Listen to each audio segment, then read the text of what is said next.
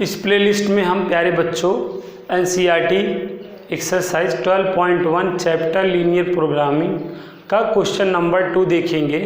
तो question number 2 क्या है, minimise न्यूनतमीकरण z equal -3x + 4y और हमें सब्जेक्ट दिया है x + 2y less than or equal 8, 3x + 2y less than or equal 12, x greater than or equal 0, y greater than or equal to 0।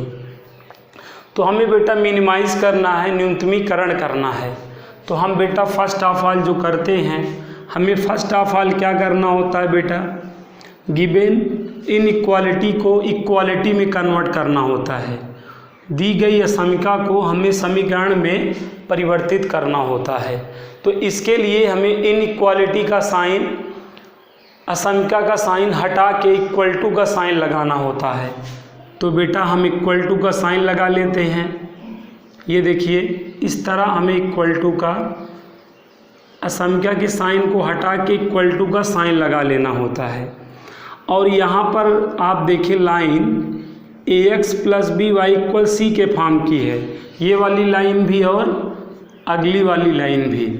अगर line बेटा अपना equation इस form में रहता है, मतलब कांस्टेंट एक्स वाई के टर्म हो और कांस्टेंट भी मिलता रहे, तो हमेशा हमें लाइन को इंटरसेप्ट फॉर्म में कन्वर्ट कर देना होता है, अंतःखंड रूप में कन्वर्ट कर देना होता है, विच मीन कांस्टेंट टर्म 1 बना लेना होता है। ठीक है बेटा, अगर एक्स वाई और कांस्टेंट टर्म भी लाइज करता रहे तो हमेशा याद रखना जो कांस्टेंट टर्म रहेगा, जो विदाउट एक्स वाई टर्म रहेगा, उसे हमेशा 1 बनाना रहेगा। विदाउट एक्स वाई टर्म को 1 बनाने के लिए जो रहता है, यहाँ पर हमें 8 का डिवाइड करना पड़ेगा। यस बेटा, कांस्टेंट टर्म को 1 बनाने के लिए यहाँ पे 8 का, और यहाँ पे कांस्टेंट टर्म को 1 बनाने के लिए 12 का आपको डिवाइड करना पड़ेगा। और इस चीज़ का क्या मतलब है प्यारे बच्चों, इस चीज़ का मतलब है फर्स्ट क्वाड्रेंट। जो आपको साइडेड करना है केवल फर्स्ट क्वाड्रेंट में ही करना है, उसके ऊपर या नीचे आपको नहीं साइडेड करना है। इस चीज़ का मतलब है फर्स्ट क्वाड्रेंट। जो आपको लीपापोती मचानी है आप फर्स्ट क्वाड्रेंट में ही मचाओगे। ओके, अब आगे देखें, ये तुरंत कैंसिल आउट हो गया। यहाँ पे 6 आ जाएगा, यहाँ पर 4, यहाँ पर 4। ये देखिए x/8 + y/4 = 1 हो गया, और यहाँ पे x/4 + y/6 = 1 हो गया। अब यहाँ के बाद आपको टेकन क्वाड्रेंट ड्रा लाइन करना होता है। अब आप बेटा क्या करेंगे, टेकन क्वाड्रेंट, ऐसे आप इधर आप टेकन क्वाड्रेंट करेंगे। ये एक्स एक्सिस की पॉजिटिव डायरेक्शन, ये निगेटिव डायरेक्शन, ये वाई एक्सिस की पॉजिटिव डायरेक्शन, ये एक्स एक्सिस की निगेटिव डायरेक्शन, ये वाई एक्सिस की negative direction. As you know ये चीज़ आप जानते ही हैं। यहाँ पे देखिए, यहाँ पे x पे आपको कितना मूव करना है, 8, और यहाँ पे 4 मूव करना है। तो पहले आप 4 मूव करेंगे, फिर आफ्टर आप 8 मूव करेंगे। तो यहाँ पर देखिए इस चीज़ को आप 4 समझिए तो 4, 0 हो जाएगा, और यहाँ इस चीज़ को अगर आप 8 समझिए तो 8, 0 हो जाएगा। देखिए यहाँ पे x पे कितना मूव करना है, यहाँ पे 8 और यहाँ पे 4, तो 4, 8, पहले 4 मूव करेंगे, देन आफ्टर 8 मूव करेंगे। ओके, इसी तरह y पे देखिए 4 और 6 मूव करना है। तो सपोज यहाँ पे कहीं आपका 4 हो गया, तो ये 0, 4 हो गया, और ये पॉइंट आपका 0, क्या हो गया, 6 हो गया। अब आप देखें पहली वाली लाइन 8 और 4 से जाएगी, तो ये x पे 8 और ये y पे 4, तो इन पॉइंटों से होती हुई ऐसे लाइन जानी है, ऐसे। ठीक है, स्ट्रेट लाइन जाएगी, स्केल रख के आप जो है ड्रा करिएगा। और 4 और 6 से एक लाइन जाएगी, एक लाइन ऐसे जाएगी, ये। तो ऐसे 2 लाइनें आपको ड्रा कर लेनी है। ठीक है बेटा, टेकन क्वाड्रेंट ड्रा लाइन के आफ्टर आपको क्या करना होता है। अब ये पहले देखिए ये किस लाइन को रिप्रेजेंट कर रही है, ये वाली किस लाइन को रिप्रेजेंट कर रही है, देखो 4 और 6, 4, 6 मतलब इस इनइक्वालिटी को रिप्रेजेंट करेगी। 3x + 2y less than or equal to 12 को, और ये वाली किसको रिप्रेजेंट करेगी, ये वाली फर्स्ट वाले को रिप्रेजेंट करेगी x + 2y less than or equal to 8 को। ऐसा आप रिटर्न कर लिया करें। टेकन क्वाड्रेंट ड्रा लाइन हो चुका है। टेकन क्वाड्रेंट ड्रा लाइन के आफ्टर हमेशा क्या करना है, ओरिजिन से सेटिस्फाई कराना होता है। अब ओरिजिन से इसको सेटिस्फाई कराएंगे और इसको सेटिस्फाई करेंगे। सेटिस्फाई कराने का मतलब है x के प्लेस पे 0 करना और y के प्लेस पे 0 करना। तो जब यहाँ 0 यहाँ 0, ये टोटली क्या हो जाएगा, एक बड़ा सा 0। अब 0 और 12 में कौन बड़ा है बेटा, 12 बड़ा है। जैसा कि आप जानते हैं जिधर माउथ ओपन हो उधर लार्ज नंबर होना चाहिए, तो इधर देखिए लार्ज नंबर है, तो इसका मतलब सेटिस्फाई किया, और सेटिस्फाई करने पे एरो ओरिजिन के इनसाइड लगेगा, एरो ओरिजिन के इनसाइड लगेगा। यहाँ रखेंगे तब भी ओरिजिन सेटिस्फाई करेगा, तो अभी भी एरो ओरिजिन के इनसाइड लगेगा, इस तरह लगेगा। ठीक है बेटा। अब टेकन क्वाड्रेंट ड्रा लाइन और एरो वाला भी प्रोसेस हो गया। अब हम क्या करेंगे बेटा, कॉमन एरिया सर्च करेंगे। 2 मोर देन 2 अगर इनइक्वालिटी हो प्यारे बच्चों तो हमें कॉमन एरिया सर्च करना होता है।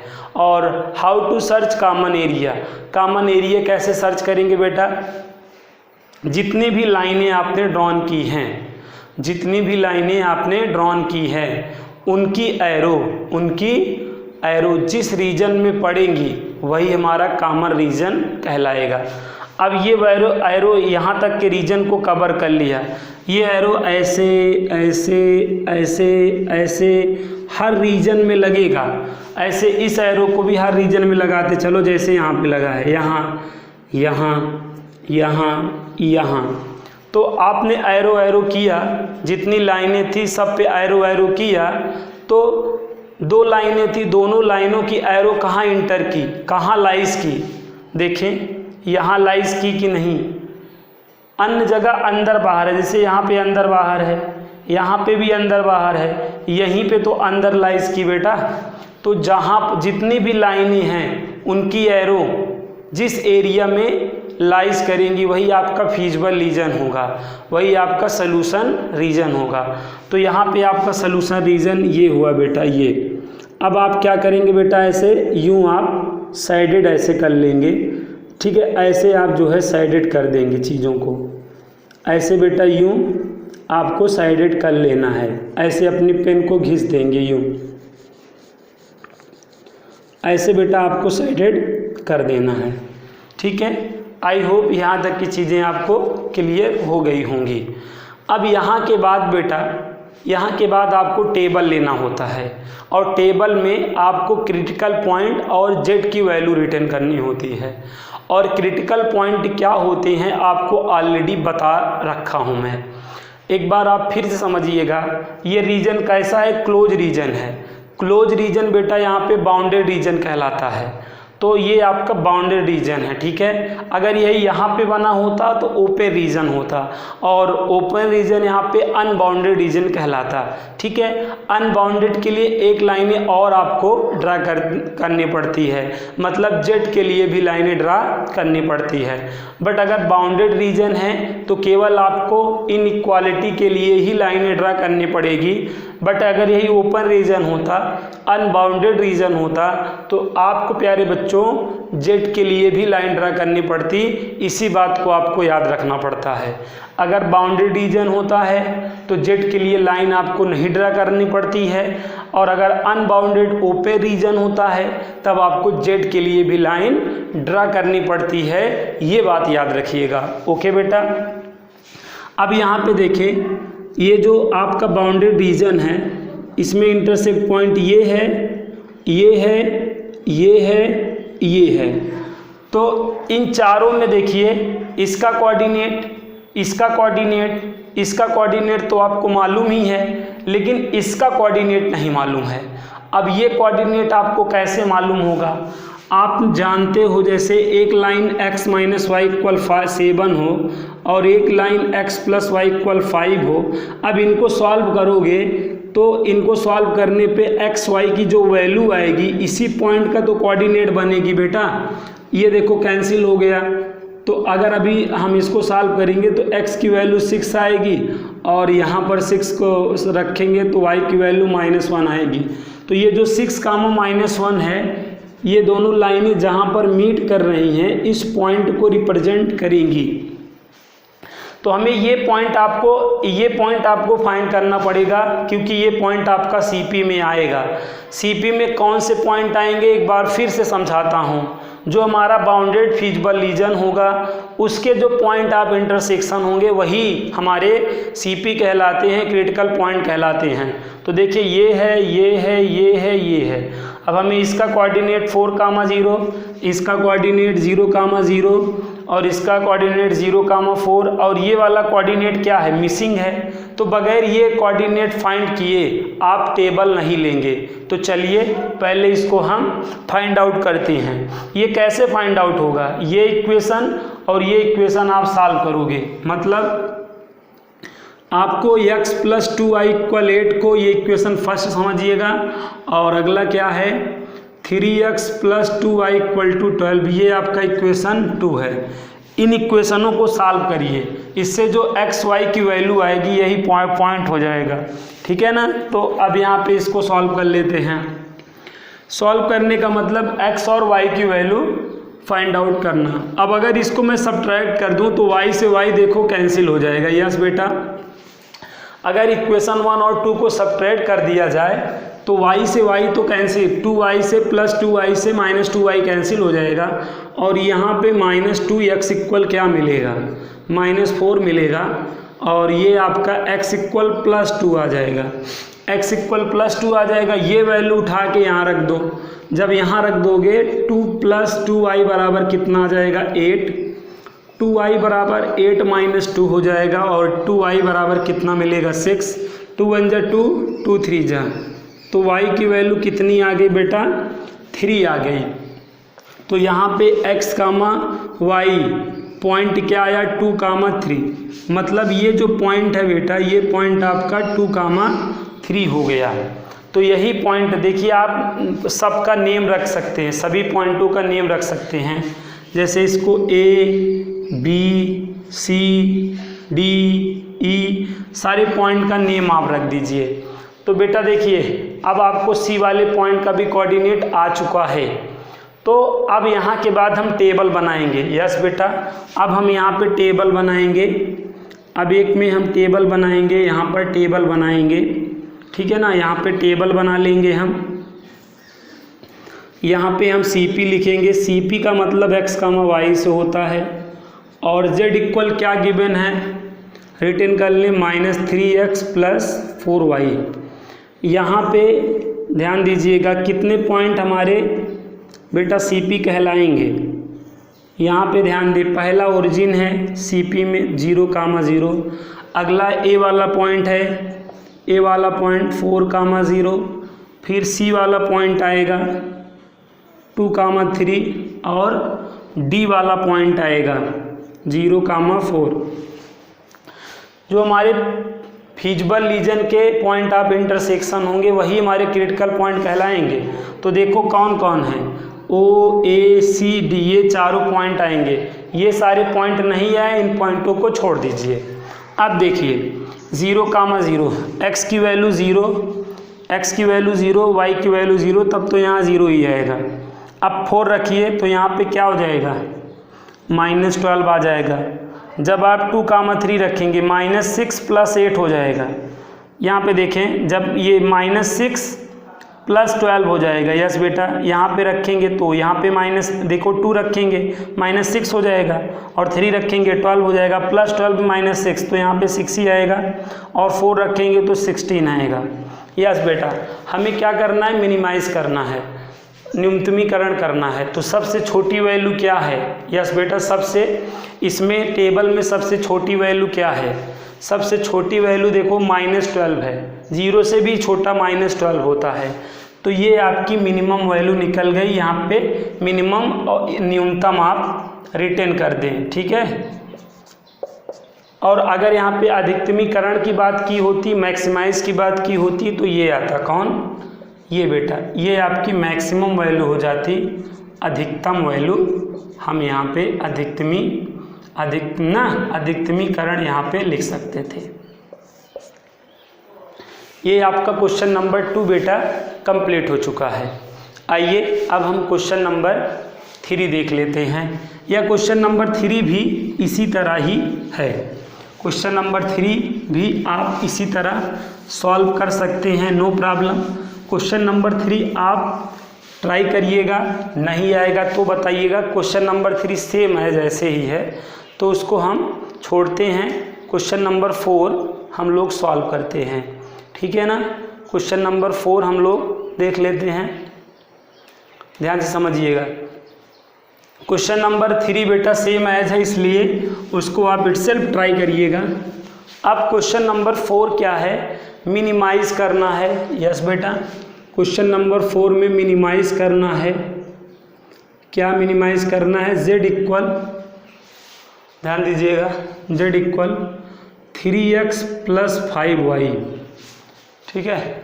और हमारे सब्जेक्ट क्या हैं, हमारे सब्जेक्ट हैं x + 3y, x + 3y ≥ 3 और x + y ≥ x, y ≥ 0, ठीक है ना बेटा।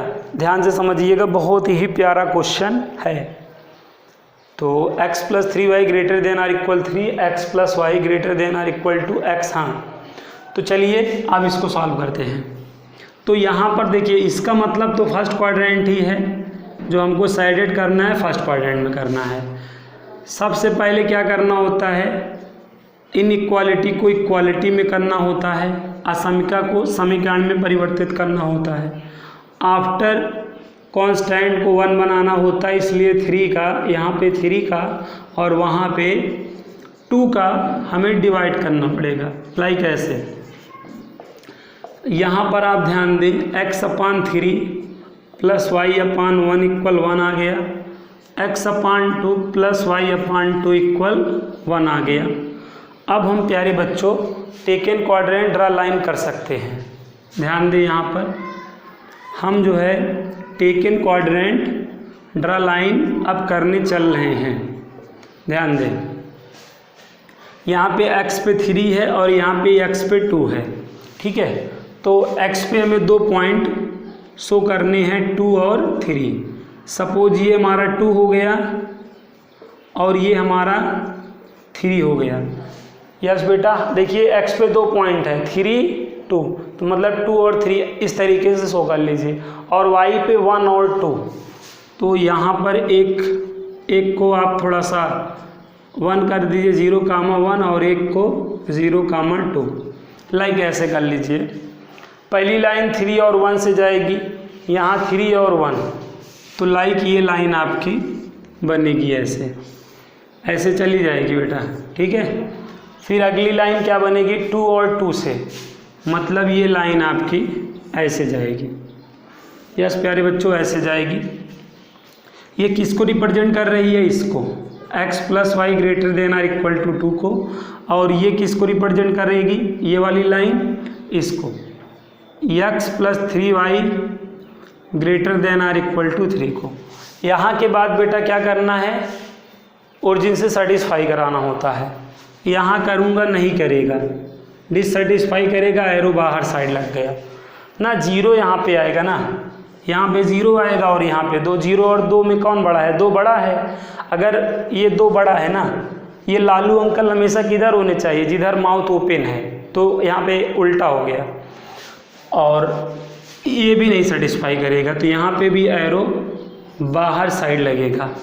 अब एरो करेंगे तो देखिए, ये एरो ऐसे लग के यहाँ पहुँचेगी, ये एरो ऐसे यहाँ पे पहुँचेगी। तो यहाँ पर आप देखें बेटा, सब की एरो लगा दिया, तो यहाँ पे किस रीजन में दोनों की एरो लाइज कर रहे हैं, देखो यहाँ पर। तो यहाँ पर आपका क्या होगा बेटा, ध्यान दीजिएगा, यहाँ पे जो रीजन है आपका, ओपन रीजन हुआ सॉल्यूशन रीजन की नहीं बताइए। जो कॉमन रीजन होता है वही हमारा क्या बनता है बेटा, सॉल्यूशन रीजन। इसको आप साइडेड कर लीजिएगा जैसे एनसीईआरटी वाले करे रहते हैं। ऐसे पेन को बेटा इस तरीके से घिस दीजिएगा पूरा। तो हमारा बेटा यही रीजन हुआ। हमारा रीजन इस बार क्या है, अनबाउंडेड रीजन है। मैंने कहा ओपन रीजन है तो अनबाउंडेड रीजन होगा। और अनबाउंडेड रीजन के लिए आपको मैंने बताया जेड के लिए भी लाइन ड्रा करनी है। अनबाउंडेड के लिए आपको जेड के लिए भी लाइन जो है लाइन ड्रा करनी है। अब आप कैसे सॉल्व करेंगे देखिएगा। अब यहाँ पे हमारे क्रिटिकल पॉइंट कौन कौन हैं, हम नामकरण कर सकते हैं A B C D E. हमारे यहाँ पे क्रिटिकल पॉइंट कौन कौन है अगर आप देखें तो बी सी और डी, क्योंकि देखो यही फीजिबल रीजन वाले पॉइंट ऑफ इंटरसेक्शन है कि नहीं, बी सी डी। तो यहाँ पे हमारे क्रिटिकल पॉइंट कौन है, बी सी डी। तो जिसमें हमें बी का कोऑर्डिनेट 3,0, डी का 0,2 पता है, लेकिन सी का कोऑर्डिनेट नहीं पता है। तो सी का कोऑर्डिनेट निकलेगा कैसे, इस लाइन और इस लाइन के इक्वेशन को सॉल्व करेंगे। मतलब किसको, x + 3y = 3 ये इक्वेशन 1 है, और ये x + y = 2 ये इक्वेशन 2 है। इनको सॉल्व करेंगे। तो इनको सॉल्व करने का मतलब 1 में 2 सब्ट्रैक्ट कर दो। तो सब्ट्रैक्ट करोगे तो क्या होगा, x से x कैंसिल हो जाएगा, ये कैंसिल हो जाएगा, 3y में 1y 2y हो जाएगा = 1। तो y की वैल्यू 1/2 आ गई। ये वैल्यू उठा के यहाँ डाल दो सेकंड में y की वैल्यू पुट कर दो। तो x प्लस यहाँ पे 1/2 = 2। तो x = 2 - 1/2, तो ये आपका 4 में 3/2 आ जाएगा। तो c का कोऑर्डिनेट क्या हो गया भाई, c का कोऑर्डिनेट 3/2, 1/2। अब यहाँ के बाद आपको क्या करना है बेटा, टेबल बना लेना है। अब आपको क्या हुए, सारे ऑल क्रिटिकल पॉइंट आपको मालूम हो गए ना। अब आप टेबल बना लो, ठीक है ना। टेबल बना लो, यहाँ पे CP लिखो, x, y लिखो, और यहाँ पे z आपका क्या है 3x + 5y लिखो। क्रिटिकल पॉइंट कौन कौन है उनको लिख लो। कौन है, B है, और B का कोऑर्डिनेट आपका 3,0 है। C भी है, C का कोऑर्डिनेट आपने क्या आउट कर लिया 3/2, 1/2। और D का कोऑर्डिनेट आपने क्या फाइंड कर लिया 0,2। चलिएगा पुट करिएगा, यहाँ पे पुट करेंगे 9 आ जाएगा। अब यहाँ पे पुट करेंगे किसमें, Z इक्वल, अब यहाँ पे पुट करेंगे ये x की वैल्यू 3/2 प्लस यहाँ पे पुट करेंगे 5 × 1/2। तो ये आपका 9/2 प्लस 5/2, ठीक है। LCM 2 होगा, 9 + 5 ये आपका 14/2, तो 7 आ जाएगा। यस बेटा 7 आ जाएगा। और 0,2 रखेंगे तो यहाँ पे 10 आएगा। आपको क्या करना है बेटा, मिनिमाइज़ करना है, आपको न्यूनतमीकरण करना है। तो इसमें सबसे छोटा कौन है, इसमें सबसे छोटा कौन है बेटा, इसमें सबसे छोटा 7 है। तो 7 को अब यहाँ पे मिनिमम वैल्यू नहीं लिखेंगे, यहाँ पे आप स्मॉलेस्ट वैल्यू लिखेंगे। यहाँ पे क्या लिखेंगे बेटा, अभी स्मॉलेस्ट वैल्यू लिखेंगे। यस बेटा, ये अनबाउंडेड का केस है। अनबाउंडेड के केस में जो छोटा आएगा उसको स्मॉलेस्ट लिखा जाएगा, और जो बड़ा आएगा उसको ग्रेटेस्ट लिखा जाएगा। ऑलवेज रिमेंबर, अभी ये आपकी मिनिमम वैल्यू, अभी इसको आप नहीं बोल सकते हो। जब आप जेड की लाइन ड्रा कर लोगे तभी आप डिसाइड कर पाओगे कि इसमें मिनिमम वैल्यू है भी कि नहीं है, ठीक है। अभी तब तक इसको स्मॉलेस्ट बोला जाएगा। जब बाउंडेड होता था बेटा, बाउंडेड होता था तो यहाँ पे सबसे मिनिमम वाला मिनिमम हो जाता था, जो सबसे छोटा वाला होता था मिनिमम हो जाता था, और जो सबसे बड़ा वाला होता था वो मैक्सिमम हो जाता था। लेकिन अनबाउंडेड के केस में, ओपन के केस में, जब तक आप जेड के लिए लाइन ड्रा नहीं करोगे तब तक डिसाइड नहीं हो पाएगा कि ये मिनिमम है कि नहीं है। तब तक आप इसको क्या लिखोगे, स्मॉलेस्ट, और सबसे बड़े वाले को क्या लिखोगे, ग्रेटेस्ट लिखोगे, ठीक है ना। सबसे इस छोटे वाले को स्मॉलेस्ट और सबसे बड़े वाले को ग्रेटेस्ट यहाँ पर आप लिखोगे। इतना आप आई होप आ गया होगा, ठीक है ना। अब मैं आपको कह रहा हूँ जेड के लिए लाइन ड्रा करना पड़ेगा। तो जेड हमारा क्या है 3x + 5y, 3x + 5y return कर लो। और यहाँ पे कौन सा वर्ड यूज हुआ है, मिनिमम। मिनिमम का मतलब बेटा लेस देन। यस बेटा, मिनिमम के लिए आप लेस देन का साइन लगाओगे और मैक्सिमम के लिए ग्रेटर देन का साइन लगाओगे। जेड आपका क्या है 3x + 5y, इसको लिख लो और यहाँ पे मिनिमम है, लेस देन का साइन लगा लो। और यहाँ पे स्मॉलेस्ट है ना मिनिमम, तो यहाँ पे जो वैल्यू स्मॉलेस्ट वाली आई है उसको आप ऐसे रिटर्न कर लोगे, ठीक है। अगर ग्रेटेस्ट बोला होता तो यहाँ ग्रेटर देन लगाते और ग्रेटेस्ट वाली ये जो वैल्यू है यहाँ रिटर्न कर देते। ऐसा कर देने के बाद अब ये आपकी एक और इनइक्वालिटी हो गई। और इस तरह की इनइक्वालिटी रहे तो किस तरह सॉल्व किया जाता है आप जानते हैं। सबसे पहले बेटा इसको आप इक्वेशन में बदलेंगे। आफ्टर आप 7 का डिवाइड करेंगे, आफ्टर आप 7 का इस तरह डिवाइड कर देंगे। ध्यान से समझिएगा। अब ये 7/3 हो जाएगा और ये बेटा 7/5 हो जाएगा और ये 1 हो जाएगा। अब अगर आप डिवाइड दें, अगर आप यहाँ पे डिवाइड दे लेते हैं, ठीक है, तो ये आपका 2.3 ऐसा कुछ आएगा और अपान यहाँ पे क्या है बेटा 5, तो 1.4 आएगा, ऐसा कुछ आएगा डिवाइड करने पे, ठीक है। यहाँ पे डिवाइड करेंगे, x की वैल्यू क्या आएगी 2.3 और यहाँ पे y की वैल्यू 1.4। अब इन वैल्यूओं को यहाँ पे आप टेकन करेंगे, ठीक है बेटा। अब इन वैल्यूओं को यहाँ पर आप टेकन करेंगे तो क्या है 2.3, तो ये 2 है, 1 2 3, ये आपका 3 ये होगा, तो ये आपका कोऑर्डिनेट क्या हो गया 2.3, 0। इसी तरह 1.4 ये 1 है, 4 यहाँ पे देखो 1 2 3 4, ये आपका कहीं 0.1.4 होगा, ठीक है। तो अब इन और इन पॉइंटों से होती हुई आप क्या करेंगे बेटा लाइन ड्रा करेंगे। और लाइन कैसे ड्रा करेंगे, डॉटेड लाइन ड्रा करेंगे। क्यों, क्योंकि यहाँ पर देखें इक्वल टू लगाए हैं, नहीं लगाए हैं बेटा।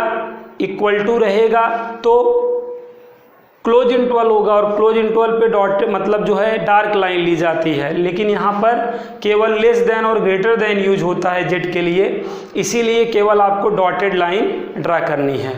तो जब आप इनसे डॉटेड लाइन ड्रा करेंगे बेटा, इनसे डॉटेड लाइन आप देखिए ऐसे ड्रा कर दीजिए, ऐसे डॉटेड लाइन लाइक ड्रा होगी, ऐसे डॉटेड लाइन ड्रा होगी। तो ये जेड के लिए है बेटा, जेड के लिए यूँ आप डॉटेड लाइन ड्रा करेंगे। तो जेड के लिए जब आपने डॉटेड लाइन ड्रा किया, यस बेटा, जेड के लिए इस तरह आपको डॉटेड लाइन ड्रा करनी है। तो ये लाइन जो आपका फीजिबल रीजन था, जो आपका अनबाउंडेड फीजिबल रीजन था, उससे होता हुआ गया नहीं, उससे होता हुआ नहीं गया। जो हमारा फीजिबल रीजन था ये था, उससे होता हुआ गया कि नहीं। ये जो डॉटेड लाइन है, जो जेड वाली लाइन है, इस फीजिबल रीजन से होता हुआ गया नहीं गया।